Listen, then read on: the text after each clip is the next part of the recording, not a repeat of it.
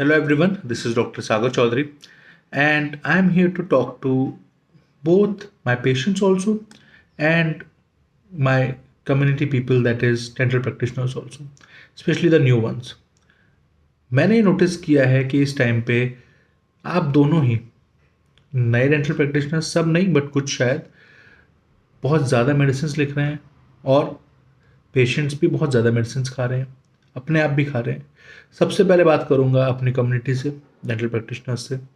Please understand कि ये knowledge रखना बहुत ज़रूरी है कि कहाँ मेडिसिन देनी है, कहाँ मेडिसिन नहीं देनी है, और जहाँ देनी है वहाँ पे कौन सी देनी है और पेशेंट की मेडिकल हिस्ट्री के अकॉर्डिंग देनी है। प्लीज़ ये चीज़ सीखिए कि डायबिटिक पेशेंट को क्या देना है, क्या नहीं देना, किडनी पेशेंट को क्या देना है, क्या नहीं देना, लीवर पेशेंट को क्या देना है, क्या नहीं देना, ये ओल्ड पेशेंट को, गैस्ट्रिक प्रॉब्लम वाले पेशेंट को क्या देना है, क्या नहीं देना, कौन सी एंटीबायोटिक देनी है, कौन सी एंटीबायोटिक नहीं देनी है, और जो देनी है उसको किस तरीके से देना है। मैं देख रहा हूँ कि धड़ल्ले से मेरे पास कई बार रेफरल केसेस आते हैं या प्रिस्क्रिप्शंस आते हैं जिसपे ऑगमेंटिन या ऑगमेंटिन, TDS 3 दिन, 5 दिन, 7 दिन, कीटोल DT, डाइक्लोफेनेक। आप समझिए कि एमोक्सिसिलिन और क्लेवुलिनिक एसिड का जो कॉम्बिनेशन है वो आप दे रहे हैं, तो आप देंगे कैसे, किसको देंगे, किसको नहीं देंगे। कोई सूजन नहीं है, कोई पस नहीं है, फिर भी just to heal the patient fast आप ऑगमेंटिन लिख रहे हैं। आपको आइडिया है कि वो कितना लीवर को हर्ट करती है। जो टॉप मेडिसिन आती हैं लीवर को हर्ट करने वाली, उनमें सबसे ऊपर एमोक्सिसिलिन और क्लेवुलिनिक एसिड है, डाइक्लोफेनेक भी है, सिप्रोफ्लॉक्सासिन भी है, एजिथ्रोमाइसिन भी है। प्लीज़ प्लीज़ इस नॉलेज को बढ़ाइए जिससे आप अपने पेशेंट्स को सेफ रख सकें। राइट, आप जानिए कि अगर आपको देनी भी पड़ रही है, वो ऐसा नहीं है कि नहीं देनी पड़ती, कई बार देनी पड़ती है, तो डोजेज क्या रखना है, BD रखना है कि DDS रखना है, और रखना है तो उसके साथ LB ऐड कीजिए, लैक्टोबैसिलस के साथ कॉम्बिनेशन आ रहे हैं, या फिर पैंडी ऐड कीजिए, या फिर उसको बताइए कि प्रोबायोटिक्स आप ज़्यादा लेंगे, इस मेडिसिन को खाने के बीच में लेंगे, या छाछ से लेंगे, या दही से लेंगे। इस टाइम पे नारियल पानी, प्रोबायोटिक्स, दही, छाछ, ये सब बॉडी में बढ़ा देंगे ताकि डाइजेशन अच्छा हो सके। उनको बताइए कैसे लेनी है। पहली चीज़ तो ये कि अननेसेसरली देनी नहीं है। दूसरी चीज़, ये देनी है तो कैसे देनी है, किसको देनी है, किसको नहीं देनी है। गैस्ट्रिक पेशेंट्स को नहीं देनी है आपको, राइट, और अगर देनी पड़ रही है तो कैसे देनी है। तीसरी चीज़ कि उनको ये बात समझा के भेजना कि ये मेडिसिन आपको तब तक लेनी है जब तक हमने बताई है, और इसके बाद नहीं लेनी है। अपने आप तो बिल्कुल नहीं लेनी है। मेरे पास ऐसे पेशेंट्स मौजूद हैं जो मुझसे बिना पूछे और किसी से भी बिना पूछे 3 से 5 दिन अपने आप ऑगमेंटिन ले लेते हैं अगर उनको दर्द हो तो, या 3 से 5 दिन कीटोल DT ले लेते हैं।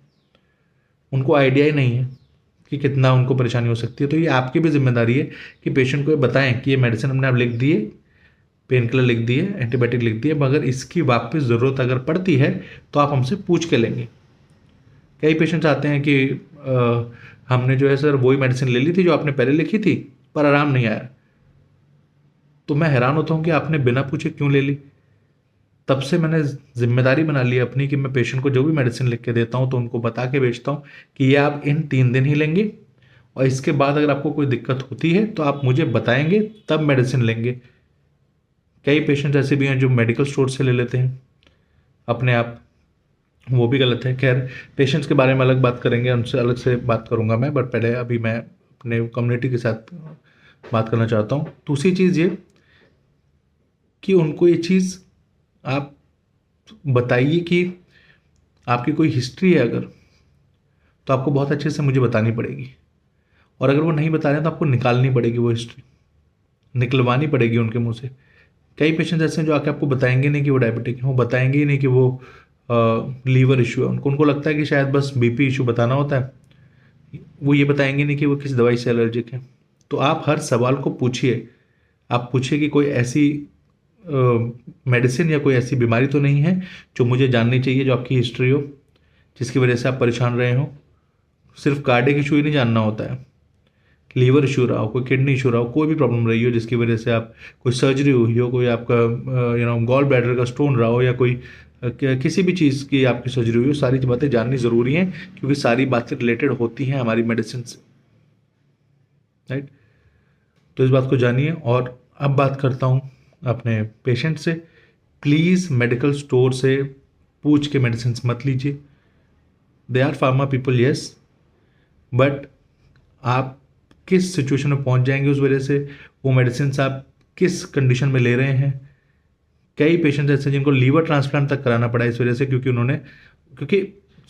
हम सबके लीवर बेटर हो सकते हैं, अच्छे हो सकते हैं, पर जिसका लीवर खराब है उसको पता भी नहीं है। अगर वो फैटी लीवर में है, अगर उसका बहुत फैट है लीवर के आसपास, या वो बहुत अल्कोहलिक है, उस पर कैसे हिट करेगी कोई एंटीबायोटिक और कौन सी पेन किलर, और कितना एडवर्स रिएक्शन होगा, यू डोंट नो। अगर आपको लीवर ट्रांसप्लांट कराना पड़ा तो आप जिंदगी भर दवाइयों के भरोसे बैठेंगे, क्योंकि इम्यूनोसप्रेसेंट्स लेनी पड़ेगी आपको, क्योंकि आपकी बॉडी ने लीवर किसी और का लगा लिया, पर बॉडी एक्सेप्ट हमेशा के लिए नहीं करती है, कुछ ना कुछ आपको उनको इम्यूनोसप्रेसेंट्स देना पड़ता है, ताकि बॉडी ये को ये झूठ बताने के लिए कि ठीक है सब कुछ। पर उस वजह से जो इम्यूनोसप्रेसेंट्स लेंगे तो इम्यूनिटी आपकी कम होगी, कुछ चीखेगा भी आपके आसपास तो आपको इन्फेक्शन हो जाएगा। तो इस बात को समझिए कि प्लीज़ अपने आप मेडिसिन ना लें, एक बार पूछ लें, जान लें, तभी आगे बढ़ें। और इस बात को समझिए, बीइंग एन एलोपैथिक प्रैक्टिशनर, मैं स्टिल बोलूँगा कि एक पैरासीटामोल का भी आपकी बॉडी पे कुछ ना कुछ इफेक्ट है, इस बात को जानें। इसलिए मेडिसिन्स पूछ के लें, अगर डॉक्टर को लगेगा तो वो देंगे, वरना बॉडी खुद हील करने की कैपेबिलिटी रखती है। बाहर मेडिसिन मैं देखता हूँ कि जब जो भी बाहर के प्रैक्टिशनर्स हैं वो फीवर होने पे पैरासीटामोल चलाते हैं लगातार, कोई और मेडिसिन नहीं देते। यहाँ पे अगर हम पैरासीटामोल नहीं अगर लिखेंगे, प्रैक्टिशनर्स हमारे जनरल फिजिशियंस लिखेंगे, तो शायद हम उनका भरोसा ही नहीं करेंगे। हम उनको बोलेंगे नहीं आप कुछ इंजेक्शन दो, कोई डोजेज दो, कोई स्टेरॉइड दो, तब तो हम आपको डॉक्टर मानेंगे, वरना नहीं मानेंगे। This is unfortunate. तो प्लीज़ प्रैक्टिशनर्स से पूछ के ही मेडिसिन लें, ज़बरदस्ती मेडिसिन ना लें। आई होप कि डेंटल प्रैक्टिशनर्स भी और पेशेंट्स भी इस बात को समझेंगे और सेफ साइड पे रहेंगे। धन्यवाद सुनने के लिए, नमस्कार।